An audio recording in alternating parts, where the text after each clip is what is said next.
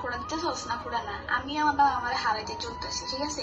আমি তুই বুঝিস বাবা মা বিচ্ছেদের যন্ত্রণা কেমন, তুই আসস।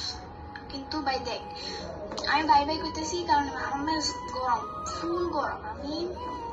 আমার আব্বু আম্মুর উপর দিয়ে কি আমি জানি, তাদের যদি ডিভোর্স হয়ে যায় আমি কই যাবো?